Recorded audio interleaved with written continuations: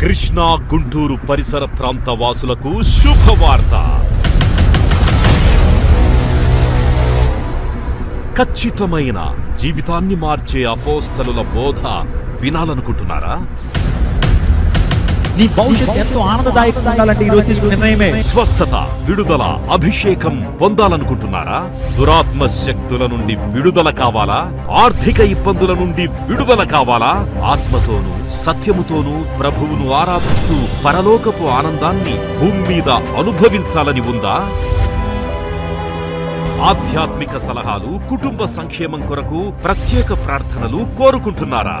అయితే రండి, Christ temple జీవము గల దేవుని సంఘం మీ కొరకే.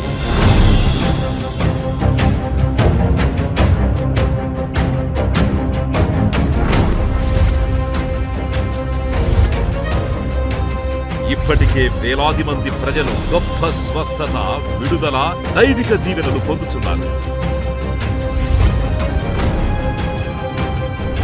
యవ్వన కాలములో ప్రపంచవ్యాప్తముగా బహుబలముగా వాడబడుతున్న దైవజనులు బ్రదర్ పాల్ ఇమాన్యుయల్ గారు, సిస్టర్ నిస్సీ పాల్ గారు ప్రతి ఒక్కరి కొరకు ప్రత్యేక ప్రార్థనలు చేయుడు. దూర ప్రాంతాల వారికి ప్రేమ విందు కలదు. మరిన్ని వివరాలకై సంప్రదించండి 8886000999. క్రైస్ట్ టెంపుల్, పరలోకపు గవిని ఇదే. రండి, మీ దుఃఖము నాట్యముగా మార్చబడును.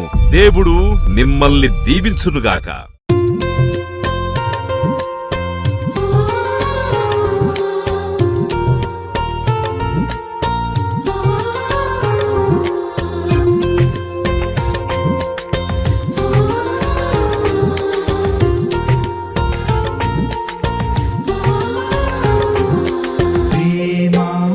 యేసయ్య ప్రేమ, ప్రేమ, యేసయ్య ప్రేమ, ప్రేమ. అన్ని వేళల వినువాడు, నీ ప్రార్థనలన్నీయు ఏ భేదము లేకనే ఆలకింపనయున్నాడు.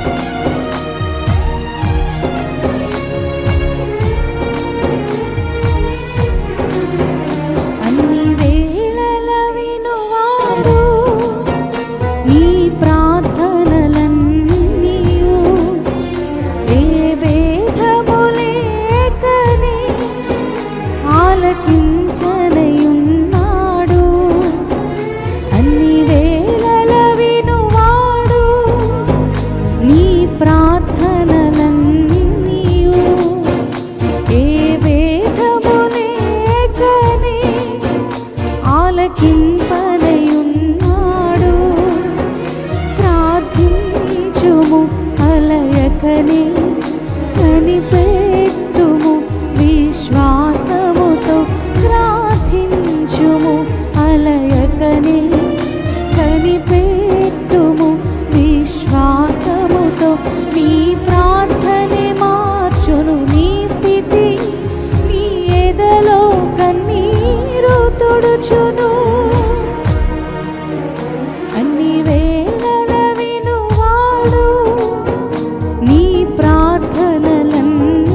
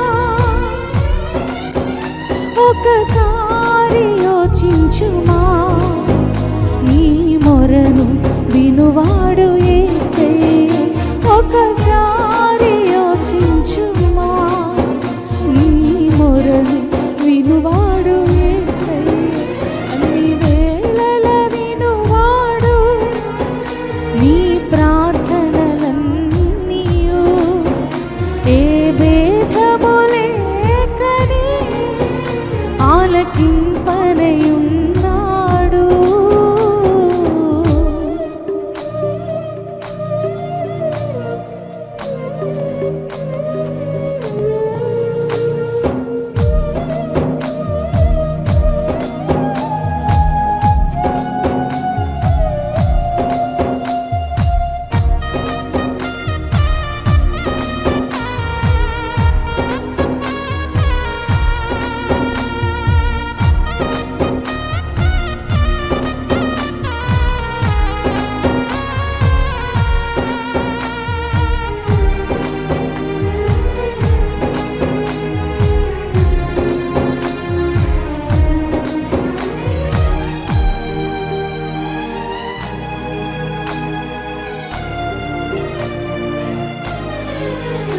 ఎవరికి చెప్పుకోలేక అంతగా బాధ ఎందుకు,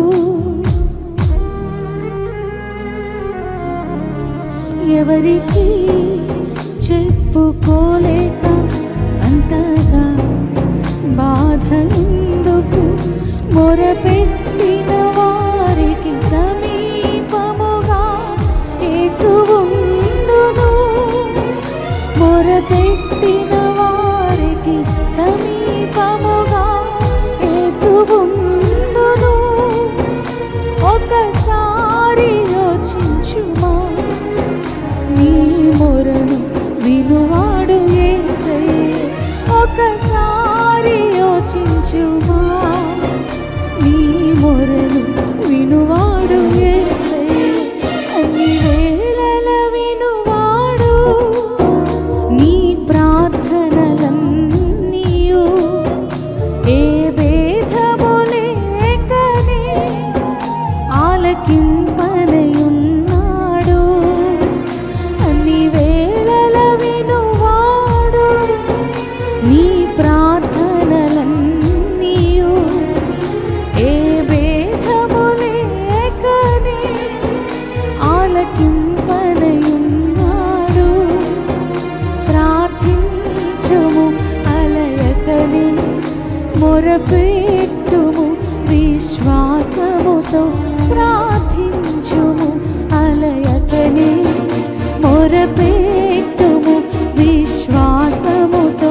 నీ ప్రార్థనే మార్చును నీ స్థితి, నీ ఎదలో కన్నీరు తుడుచును.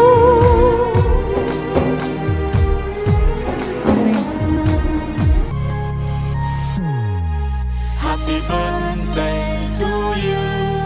Happy birthday to you. Happy birthday, happy birthday, happy birthday to you. Happy birthday to you. Happy birthday to you.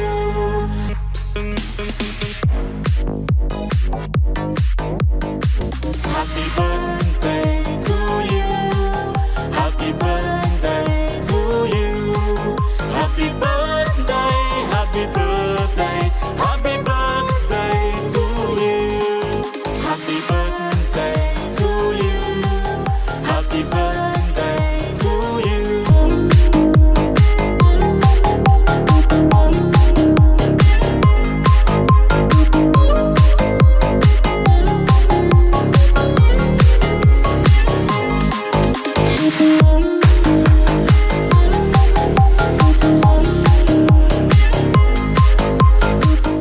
రోజున అంత గొప్ప కృపలోకి మీరు రావాలి అంటే, సమస్తము నీకు మేలు జరగాలంటే, మంచి జరగాలంటే, మీరు సఫలీకృతులు అవ్వాలంటే, మీ యత్నాలు సఫలీకృతులు అవ్వాలంటే, మీ యొక్క మనోభిష్టము సఫలం అవ్వాలి అంటే, ఆయన మీరు ప్రేమించేటువంటి వారుగా ఉండాలి. సో ఆయన కీర్తించేటువంటి వారుగా ఉండాలి. ఆయన చిత్తము చొప్పున నడిచేటువంటి వ్యక్తులుగా మీరు ఉన్నప్పుడు సమస్తమును సమకూడి జరుగుతాయనే విషయాన్ని జ్ఞాపకం చేస్తున్నాను. అమెరికాలో విల్సన్ అనేటువంటి ఒక వ్యక్తి నివసిస్తుండేటువంటి వాడు, ఒక చిన్న మిల్లో పనిచేస్తుండేటువంటి వాడండి. ఒక రకంగా చెప్పడం ఒక శ్రామికుడు, ఒక కార్మికుడు.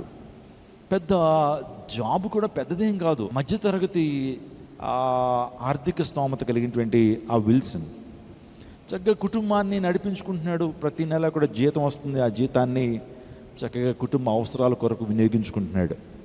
ఒకరోజు ఏమైందో తెలియదు, బాస్ నిన్ను ఉద్యోగం నుంచి పీకేస్తున్నాం అన్నాడు. వెంటనే చేతులు కాళ్ళు పట్టుకున్నాడు. అయ్యా, మీరు నన్ను ఉద్యోగం నుంచి తీసేస్తే నా బిడ్డల పరిస్థితి ఏంటి, నా భార్య పరిస్థితి ఏంటి? కనీసం ఒక 2-3 నెలల ముందైనా సరే ప్రేయర్గా మీరు ఇంటిమేషన్ ఇస్తే మేము ప్రిపేర్ అయ్యేవాళ్ళం, వేరే జాబ్కి వెళ్ళేటువంటి వారం. సడన్గా మీరు ఉద్యోగం తీసేస్తే నేను ఎవరి దగ్గరికి వెళ్ళాలి, ఎక్కడ ఉద్యోగం సంపాదించుకోవాలన్నా సరే ఆ యొక్క యజమానుడు అస్సలు దయాదాక్షిణ్యం లేకుండా ఉద్యోగం తీసేసాడండి. తీస్తే భార్య చాలా ప్రార్థనా పరురాలు, ఇద్దరు కూడా దేవుని మందిరానికి వెళ్తుంటారు. ఇంటికి వచ్చి భార్యకి చెప్పినప్పుడు భార్య అంది, ఏమీ మీరు కంగారు పడద్దండి, దేవుని సన్నిధిలో ప్రార్థన చేద్దాం, దేవుడు మనకు ఒక దారిని చూపిస్తాడు, మీరు ఏ విధం చేతను కూడా కృంగిపోవద్దు, ఆయన మీద మనము నిరీక్షణ పెట్టుకుందాం. యెహోవా నాకు వెలుగును రక్షణ అయినప్పుడు నేను ఎవరికి భయపడతాను? మనం ఎవరికి భయపడాల్సిన అవసరం లేదు. ఈ ఆర్థిక పరిస్థితులను బట్టి మనం భయపడిన అవసరం లేదు. ప్రభువే మనకు అండగా ఉంటాడు, ప్రభువే మనకు ఆశ్రయంగా ఉంటాడని ప్రార్థన చేస్తూ వచ్చారండి. 1 నెల ఉద్యోగం లేదు, 2 నెలల ఉద్యోగం లేదు, కానీ వారు ప్రార్థనలో బాగా నలిగారు. ప్రార్థనకి చేస్తున్నప్పుడు దేవునికి సమీపంగా వారు చేరారు. దేవుని వాక్యాన్ని చదవటం, దేవుని మీద ఆధారపడటం, దేవుని చిత్తం కోసం కనిపెట్టడం. ఒకరోజు ఉదయకాల సమయంలో దేవుడు ఒక ప్రేరేపణ ఈ విల్సన్కి ఇస్తున్నాడు. ఏంటనంటే, నీకు ఖాళీ స్థలం ఉంది కదా, ఆ ఖాళీ స్థలంలో ఒక చిన్న హోటల్ లాంటిది స్టార్ట్ చేయి. ఎందుకంటే ఆ ప్రాంతంలో చాలామంది పర్యాటకులు ఆ ప్రాంతానికి వస్తారు కాబట్టి చిన్న హోటల్ లాంటిది ఉన్నటువంటి ఈ పెట్టుబడితో చిన్న హోటల్ లాంటిది పెట్టుకో. చాలామంది ఆ హోటల్లో వచ్చి బస చేస్తారు, వారికి ఆహారాన్ని వండి పెట్టడానికి కూడా ప్రయత్నం చేయి అన్నట్లుగా దేవుడు ఒక మంచి ఆలోచన ఇస్తే, విల్సన్ అనేటువంటి ఆ వ్యక్తి ఆ ఉద్యోగం తీసివేయించాడు. ఆ వ్యక్తి తనకున్నటువంటి స్థలంలో చిన్న హట్ వేసాడండి. చిన్న హట్ వేసి ఒక 4-5 రూములు అక్కడ ఏర్పాటు చేసి హోటల్ అని పేరు పెట్టాడు. సో ఆ హోటల్ అనేటువంటి పేరు పెట్టిన తర్వాత నమ్మకంగా దేవుని గణపరుస్తున్నారు, ఆరాధిస్తున్నారు, ప్రార్థిస్తున్నారు, దేవుని మీద ఆధారపడుతున్నారు. వారికి వచ్చిన సంపాదనలో దేవుని భాగాన్ని నమ్మకంగా వారు చెల్లిస్తూ దేవుని చిత్తాన్ని వారు నెరవేరుస్తున్నారు, దేవుని ఆజ్ఞను వారు పాటిస్తున్నారు. మీరు నమ్ముతారండి, ఆ చిన్న హోటల్ దేవుడు ఆశీర్వదించడం మొదలుపెట్టాడు. నిజంగా ఆ యొక్క హోటల్ అభివృద్ధి చెందిన తర్వాత దానికి ముందు ఇంకో స్థలాన్ని తీసుకున్నాడు. మరి లీజుకి తీసుకున్నాడో లేకపోతే సొంతంగా తీసుకున్నాడో తెలీదు. లీజుకి తీసుకుని మరలా అక్కడ రూమ్స్ వేసాడు. ఆ హోటల్ కూడా ఏమవుతుందంటే ఫిల్ అయిపోతూ ఉంది.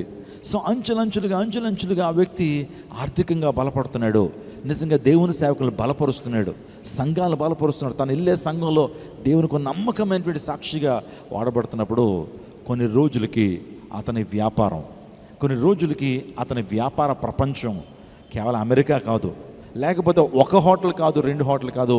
నమ్ముతారా, మీరు 3400 హోటల్స్ ఆ వ్యక్తి కట్టడం జరిగిందండి. పెద్ద హోటల్స్ కట్టాడు. ఈరోజు ప్రపంచవ్యాప్తంగా మీరు ఏ పట్టణానికి వెళ్ళినా సరే ఈ విల్సన్ అనేటువంటి వ్యక్తి కట్టినటువంటి హోటల్స్ మీకు కనపడతాయి. ఆ వ్యక్తి కట్టిన హోటల్స్ ఏంటో తెలుసా? హాలిడే ఇన్ అనేటువంటి హోటల్స్. మీరు బాంబే వెళ్ళండి, ఢిల్లీ వెళ్ళండి, ఆ తర్వాత బెంగళూరు వెళ్ళండి, చెన్నై వెళ్ళండి, ఈవెన్ విజయవాడలో కూడా హాలిడే ఇన్ అనేటువంటి హోటల్ మీకు కనపడుతుంది. ప్రపంచవ్యాప్తంగా సుమారుగా నేను ఒక 20 years బ్యాక్ చెప్తున్నటువంటి స్టాటిస్టిక్స్ మీకు చెప్తున్నాను. ఇంకా బ్రాంచులు చాలా పెరిగిపోయాయి. అంటే 3400 బ్రాంచులు కాదు, ఇప్పుడు ఇంకా 5000కు పైగా బ్రాంచులు ఆ వ్యక్తి స్థాపించడం జరిగింది. ప్రపంచవ్యాప్తంగా one of the multi millionaires. మీరు చూస్తున్నారు, ఈ యొక్క హాలిడే ఇన్ అనేటువంటి ఈ హోటల్ నిజంగా అద్భుతమైన రీతిలో ఆస్వాదించబడింది. ఇక్కడ ఒకటే నేను చెప్పడానికి ఇష్టపడుతున్నాను, ఆ వ్యక్తి దేవుని ప్రేమించడం మొదలుపెట్టాడు. దేవుని ప్రేమించేటువంటి వారు దేవుని ఆజ్ఞల ప్రకారం జీవిస్తారు. దేవుని ప్రేమించేటువంటి వారు దేవునికి మొదటి స్థానాన్ని ఇస్తారు. దేవుని ప్రేమించేటువంటి వారు ఆయన ఏం చెప్తున్నారో ఆ మాటలకు విధేయత చూపిస్తారు. తద్వారా ఆయన దయా సంకల్పం చొప్పున వారు పిలువబడ్డారు. కాబట్టి సమస్తముని సమకూడి జరిగినాయి. ఈరోజున అనేక మందికి ఒక ఆదరణగా, అనేక మందికి ఎంప్లాయ్మెంట్ ఇచ్చేటువంటి వ్యక్తిగా ఆ విల్సన్ని దేవుడు మార్చాడనంటే దేవుని ప్రేమించేటువంటి విధానము, దేవుని యొక్క చిత్త ప్రకారం జీవించేటువంటి విధానము, ఆయన యొక్క సంకల్పం ఏంటో తెలుసుకుని ఆయన చిత్తానుసారంగా నడిచేటువంటి ఆ విధానమే ఆ వ్యక్తిని అంత గొప్ప స్థితికి తీసుకురాగలిగింది. నా ప్రియదేవుచున్నాక మా దేవుడు కూడా మీ స్థితిని ఆయన మెరుగు చేస్తాడు, మీ కష్టార్జితాన్ని ఆయన దీవిస్తాడు, చాలామంది అనుకుంటారు, మేము కష్టపడుతున్నాం కానీ చేతుల్లో ఆ డబ్బు ఉండట్లేదండి, మేము కష్టపడుతున్నాం కానీ ఎందుకు ఆ డబ్బులు మిగలట్లేదు, హాస్పిటల్కి వెళ్ళిపోతున్నాయి, అప్పులోళ్ళకి వడ్డీలు కట్టేస్తున్నాము, ఇంకా చెప్పాలంటే మా యొక్క ధనము మోసపరుల చేతుల్లోకి వెళ్ళిపోతుంది, ఎందుకో దేవుని ఉండట్లేదు, మేము ఎందుకో సఫలం చెందట్లేదు, మేమెందుకు ఆచరించబట్టలేదు అన్నంటే కనుక దేవుని ప్రేమించడం మొదలుపెట్టు, దేవుని ఆరాధించడం మొదలుపెట్టు, దేవుని చిత్తాన్ని నెరవేర్చడం మొదలుపెట్టు. దేవుడు అన్ని కార్యాలు నీ జీవితంలో సఫలం చేస్తాడు. నిజంగా ఈరోజు దేనికోసం మనం పరుగులు తీస్తున్నాం? కొన్ని సందర్భాల్లో డబ్బు డబ్బు డబ్బు అని మనం పరుగులు తీస్తుంటామండి. నిజంగా డబ్బు కోసం పరిగెత్తడం కాదు, దేవుని వెంట నువ్వు పరిగెడితే డబ్బు నీ వెనకాల పరిగెడుతుంది. స్తోత్రం చెప్పడం హల్లెలూయా. నువ్వు దేవుని కొరకు నువ్వు పరుగులు తీస్తే, వాక్యం కొరకు పరుగులు తీస్తే, దేవుని సన్నిధి కొరకు నువ్వు పరుగులు తీస్తే, నువ్వు ఏదైతే ఆశిస్తున్నావో అన్నీ నీ వెనకాల వస్తాయి. మత్తయి 6:33, that is a golden verse in the Bible. బైబిల్లో బంగారు వచనం ఏదన్నా ఉంది అని అంటే అదే అని ఖచ్చితంగా చెప్పచ్చు.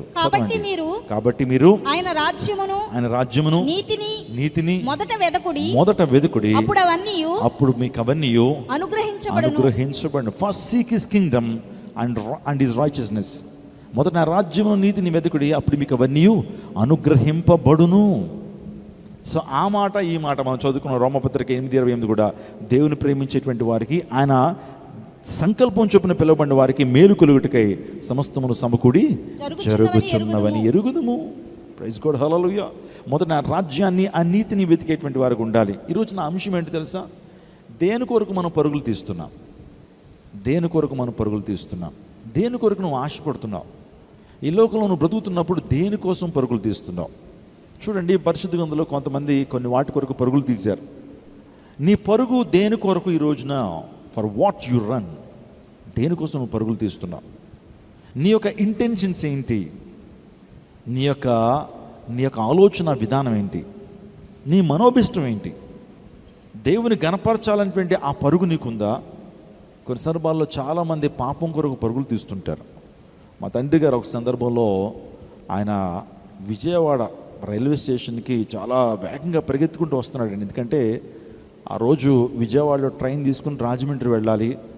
అది శనివారం రోజు రాత్రి, ఉదయాన్నే మరలా ఆరాధనకి చేరుకోవాలని వాస్తవానికి ఈ పరిసర ప్రాంతాల్లో ఆయన స్వార్థ పరిచయం చేసి విజయవాడ స్టేషన్కి వెళ్ళాలని. ఆ టైంలో కార్లు లేవు, వాస్తవానికి ఆటో లేకపోతే రిక్షా పట్టుకుని రైల్వే స్టేషన్కి వెళ్ళాలి. అప్పటికే ట్రైన్ టైం అయిపోతూ ఉంది. ఆ ట్రైన్ ప్లాట్ఫామ్ మీదకి వచ్చేసింది. So the train is about to start అయిపోవడానికి రెడీగా ఉంది. ఆ టైంలో సూట్ కేసు ఒకటి పట్టుకుని చేతిలో ఒక బ్యాగ్ ఉంటుంది, బైబిల్ బ్యాగ్ ఉంటుంది. ఆ రెండు పట్టుకుని పరిగెడుతూ ఉండే రైల్వే స్టేషన్ దగ్గర ఒక ఆయన కూడా పరిగెత్తుకుంటూ వస్తున్నాడట. పరిగెత్తుకుంటూ వస్తే ఆగండి సార్ అన్నాడట. పాపం ఈయనకి ఏదో ప్రాబ్లం ఉందేమో, అవసరత ఏదో ఉందేమో, కష్టాల్లో ఉన్నాడేమో అని చెప్పి, పోన్లే ఇంత కష్టమైనప్పటికీ కూడా ఏదైనా సహాయం చేద్దామనే ఉద్దేశంతో దైవిక మనసుతో ఆయన కూడా ఆగి, ఏం కావాలి బాబు, ఎందుకు నువ్వు అలా పరిగెడుతున్నావు అంటే ఆయన అన్నాడట, ఇక్కడ బ్రాందీ షాప్ ఎక్కడుందని నన్ను అడిగాడట. ఇక్కడ బ్రాందీ షాప్ ఎక్కడుందని అడిగాడట. నిజంగా వాస్తవానికి ఏమో ట్రైన్ మూవ్ అయిపోతూ ఉంది, ఈయన పరుగులు తీస్తున్నారు. దేనికోసం? రేపు పొద్దున్న ఆరాధనకు వెళ్ళాలి, సంఘానికి వాక్యం చెప్పాలి, ఆరాధన నడిపించాలి. ఆ రాత్రి పరుగులు తీస్తుంటే మరొక వ్యక్తి యొక్క పరుగు దేని కొరకు? ఏమండి, మద్యపానం సేవించడానికి, పాపం చేయడానికి ఆ పరుగు. ఈరోజు నా ప్రియదవచనాగమా, నువ్వు దేనికోసం పరిగెత్తాలి? ఈ రోజున దేనికోసం నువ్వు ఆశపడాలి? దేనికోసం ఆశపడితే దేవుడు నిన్ను దీవిస్తాడో? నేను బైబిల్ గ్రంథంలో కొంతమంది పరుగులు తీశారండి. సో వారి పరుగు దేని కొరకు? ఈ యొక్క ఉదయకాల సమయంలో నేను 3 లేకపోతే 4 జీవిత చరిత్రలు మీ ముందు పెడతాను. వారి నుంచి కొన్ని పాఠాలు మనం నేర్చుకోవాలి. We should learn some lessons from them. వారి నుంచి కొన్ని పాఠాలు ఈ ఉదయకాల సమయంలో నేర్చుకుని వెళ్ళాలి మనం. తద్వారా మీ జీవితంలో సమస్తము సమకూడి జరుగుతాయి. స్తోత్రం చెప్పండి, హల్లెలూయా. ఈరోజు నీ పరుగు మంచిదైతే, నీ పరుగు దేవునికి ఇష్టమైనటువంటి పరుగు అయితే, దేవుడు సమస్తమును సమకూడి జరిగిస్తాడు. ఎంతమంది యత్నాలు సఫలం అవ్వాలని కోరుకుంటున్నారు? మీ ప్రయత్నాలు సఫలం అవ్వాలని కోరుకుంటున్నారు కదా. మీ యొక్క ఆలోచనలు సిద్ధింపబడాలని ఎంతమంది కోరుకుంటున్నారు? Praise God. సో అందరూ ఆశీర్వదించబడాలని, సఫలీకృతులు అవ్వాలని, మీ జీవితంలో సమస్తమును సమకూడి జరగాలి. మీరు ఏదైతే ఆలోచన చేస్తున్నారో ఆలోచన అంతా కూడా సిద్ధింపబడాలని కోరుకుంటున్నట్లయితే నీ పరుగు వేటి కొరకు ఉండాలి? నీవు దేనికోసం పరుగులు తీయాలనంటే దేవుని లేఖనాల్లో అబ్రహాము అనేటువంటి ఒక వ్యక్తి ఉన్నాడు. అబ్రహాము దేనికోసం పరిగెత్తాడు, అబ్రహాం యొక్క ఆశ ఏంటి, అబ్రహాం యొక్క ఆలోచన ఏంటి అని ఆలోచన చేస్తే దేవుని లేఖనాల్లో ఒక మాట మనం చదువుకుందాం. హెబ్రీయులకు రాసిన పత్రిక 11వ అధ్యాయం 10 నుంచి 11 వచనాలు చదువుదాం. ఏలయనగా దేవుడు దేనికి శిల్పియు నిర్మాణకుడై ఉన్నాడో పునాదులు గల ఆ పట్టణము కొరకు అబ్రహాము ఎదురు చూచుచుండెను. విశ్వాసమును బట్టి సారాయు వాగ్దానము చేసిన వాడు నమ్మదగిన వాడని ఎంచుకొనెను గనుక తాను వయస్సు గతించినదైనను గర్భము ధరించుటకు శక్తి పొందెను. అబ్రహాము యొక్క ఆశ, అబ్రహాం యొక్క పరుగు ఏంటో తెలుసా? అబ్రహాం యొక్క పరుగు దేనికి దేవుడు శిల్పియు నిర్మాణకుడై ఉన్నాడో, దేనికి దేవుడు శిల్పియు నిర్మాణకుడు ఉన్నాడో నిజంగా ఆ పట్టణానికి చేరుకోవాలనేటువంటి ఆశ, ఆ పరుగు. అంటే దేనికి దేవుడు శిల్పియు నిర్మాణకుడు ఆలోచించేయండి. పరలోక రాజ్యానికి దేవుడు శిల్పియు నిర్మాణకుడు. అంటే తన ఆశ ఏంటంటే ఆ నిత్య రాజ్యాన్ని సంపాదించుకోవాలి, ఆ పరలోక రాజ్యాన్ని చేరుకోవాలి. మరణం తర్వాత ఒక జీవితం ఉంది. ఏమండి, ఈ జీవితం ఎక్కడితో అంతం అయిపోవట్లేదు. మరణం అనేది మన అడ్రస్ను మార్చేటువంటిది. ఆలోచన చేయండి. మరణం సంభవించిందంటే ఇప్పుడు వరకు భూమి మీద మన అడ్రస్ ఉండేది, ఇక నుంచి మన అడ్రస్ మారుతుంది, నిత్యత్వంలోకి వెళ్తాం. ఈరోజున నిత్యత్వంలో 2 స్థలాలు ఉన్నాయి. ఒకటి నిత్య రాజ్యము, దాన్నే పరలోక రాజ్యము అన్నారు, దేవుని యొక్క ఇల్లు అన్నారు. అదే నిత్య నరకాగ్నిగుండము, పాతాళము. ఈ 2 స్థలాలకి ఒక మనిషి ఖచ్చితంగా వెళ్ళాలి. ఈ 2 స్థలాలకి ఒక వ్యక్తి యొక్క ఆత్మ ఖచ్చితంగా వెళ్ళాలి. ఇప్పుడు మన ఆశ ఏమి ఉండాలంటే ఈ లోకంలో బ్రతినంత కాలము దేవుని కోసం మనం బ్రతకాలి, దేవుని చిత్తాన్ని జరిగిస్తూ దేవునికి ఇష్టలుగా మనం బ్రతకాలి.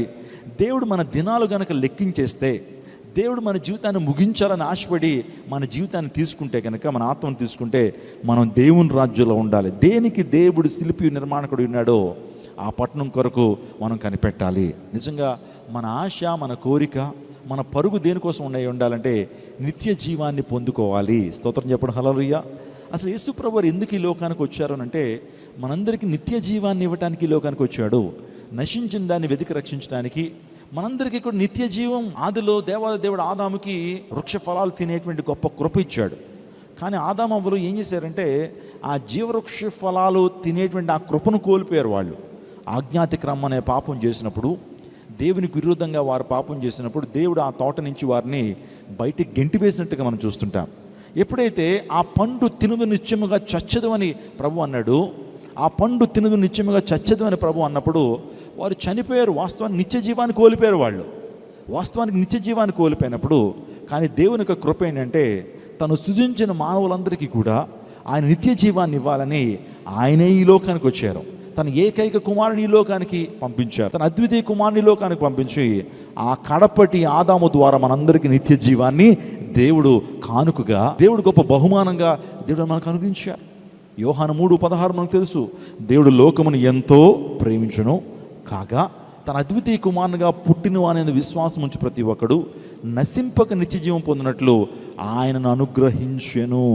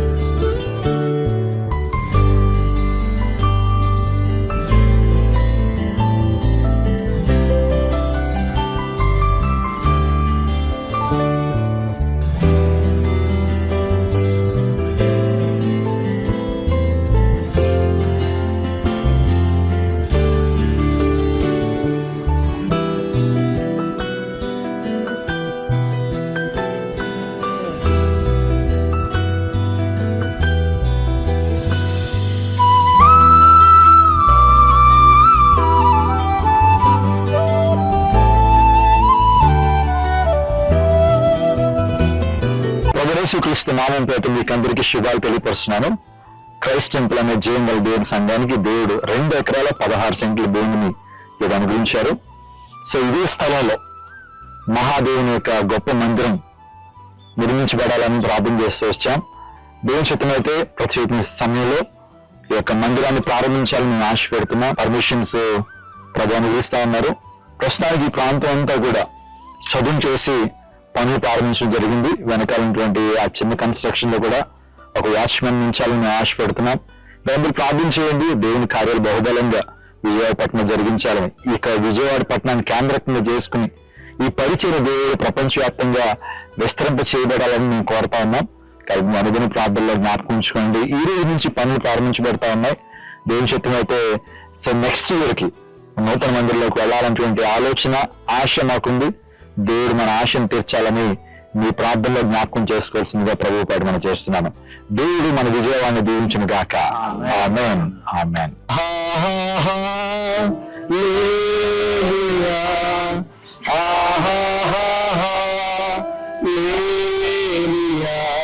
ఇక మధ్యాహ్న కాల సంఘంలో ప్రభు మనందరినీ ఏక కుటుంబీకులుగా క్రైస్ట్ టెంపుల్ సంఘ విశ్వాసులుగా ఈ ప్రాంతాన్ని నడిపించారు. ఒక నిర్మాణం జరిగించాలని పర్మిషన్స్ కోసం ఆల్రెడీ అప్లై చేస్తాం తండ్రి. వాటిని మీరు ఇస్తున్నారు, మీకు స్తోత్రాలు. మీ చిత్తమైతే ప్రభు ఈ రోజు ఈ యొక్క ప్రాంతం అంతా కూడా మేము చదువు చేస్తున్నాం. ఈ ప్రాంతంలో ప్రార్థన చేస్తున్నాం. అధికారులతో మీరు మాట్లాడండి, ప్రజా పరిపాలకులతో మీరు మాట్లాడండి. ఈ ప్రాంతం అంతా మీ మహిమతో నింపండి. మీకు స్తోత్రాలు తెలియపరుస్తూ మీకే మహిమ తెలుస్తూ యేసు శక్తి కలిగిన నామములో వేడుకుంటున్నాం తండ్రి. సకల ఆశీర్వాదాలకు కారణభూతుడైన ఘనమైన శ్రేష్టమైన నామానికి వేలాది వందనాలు, స్తుతులు, స్తోత్రాలు చెల్లిస్తున్నాము ప్రభా. ఒక సొంత స్థలంలో మందిరం ఉండాలన్న ఆశ మేము కలిగి ఉండగా మీరు ఇచ్చిన ఈ అద్భుతమైన సమయమును బట్టి, స్థలమును బట్టి మీకు స్తోత్రాలు ప్రభా. అయ్యా, ఇది మా అందరికీ సమృద్ధిగా ప్రభనైనా నీ మందిరం కట్టబడి నిన్ను స్వేచ్ఛగా ప్రభ మేము ఆరాధించటకు కృప చూపించండి. స్తుతించి ప్రార్థించడి వేడుకుంటున్నాము తండ్రి. దేవుని నామానికి మహిమ కలుగును గాక. ఇప్పటివరకు ఈ ప్రాంతంలో ప్రార్థన చేశాం. దేవుని యొక్క మహిమ ఈ ప్రాంతానికి దిగి వచ్చిందని నేను నమ్ముతున్నాను. అతి త్వరలో ఈ ప్రాంతంలో చర్చ్ మాత్రమే కాదు, ఒక ఆర్ఫనేజ్, ఒక శ్రేష్ఠ ఫౌండేషన్ బిల్డింగ్, ఆ తర్వాత ఒక వంటశాల, ఒక డైనింగ్ హాల్, ఇంకా అనేకమైనటువంటి ప్లాన్స్ ఉన్నాయి. కాబట్టి మీ అందరూ ప్రార్థన చేయండి. మీ అనుదిన ప్రార్థనలో దయచేసి ఈ క్రైస్ట్ టెంపుల్ ని దాని నిర్మాణం జ్ఞాపకం చేసుకోవాల్సిందిగా ప్రభుత్వం చేస్తున్నాను. ఒకవేళ మీరు ప్రేరేపించినట్లయితే ఈ మందిర నిర్మాణం కొరకు మీ యొక్క విరాళాన్ని ఇవ్వదలిచినటువంటి వారు కింద నెంబర్ కి మీరు కాల్ చేయొచ్చు. మా సిబ్బంది మీతో మాట్లాడతారు. లేకపోతే మీరు ఈ ప్రాంతానికి వచ్చి ఈ ప్రాంతాన్ని చూచి మీ యొక్క ప్రత్యేకమైన ఆఫరింగ్ ని, మీ యొక్క ప్రత్యేకమైన విరాళాన్ని మందిర నిర్మాణం కొరకు మీరు ఇవ్వచ్చు. దయచేసి ఈ విషయాన్ని మీ యొక్క అనుదిన ప్రార్థనలో జ్ఞాపకం చేసుకోవాల్సిందిగా ప్రభువు ప్రకటన చేస్తున్నాను. దేవుడు మన విజయవాడ పట్టణాన్ని దీవించును గాక. దేవుడు మన భారతదేశాన్ని దీవించును గాక. ఆమేన్.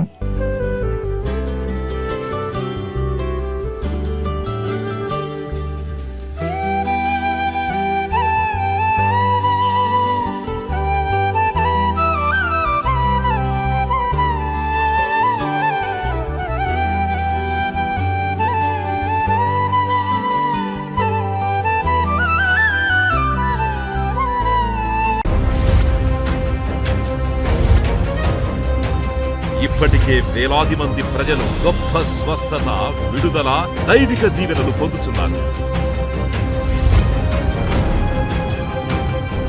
యవ్వన కాలములో ప్రపంచవ్యాప్తముగా బహుబలముగా వాడబడుతున్న దైవజనులు బ్రదర్ పాల్ ఇమాన్యుయల్ గారు, సిస్టర్ నిస్సీ పాల్ గారు ప్రతి ఒక్కరి కొరకు ప్రత్యేక ప్రార్థనలు చేయుడు. దూర ప్రాంతాల వారికి ప్రేమ విందు కలదు. మరిన్ని వివరాలకై సంప్రదించండి 8886000999. క్రైస్ట్ టెంపుల్, పరలోకపు గవిని ఇదే. రండి, మీ దుఃఖము నాట్యముగా మార్చబడును. దేవుడు మిమ్మల్ని దీవించునుగాక.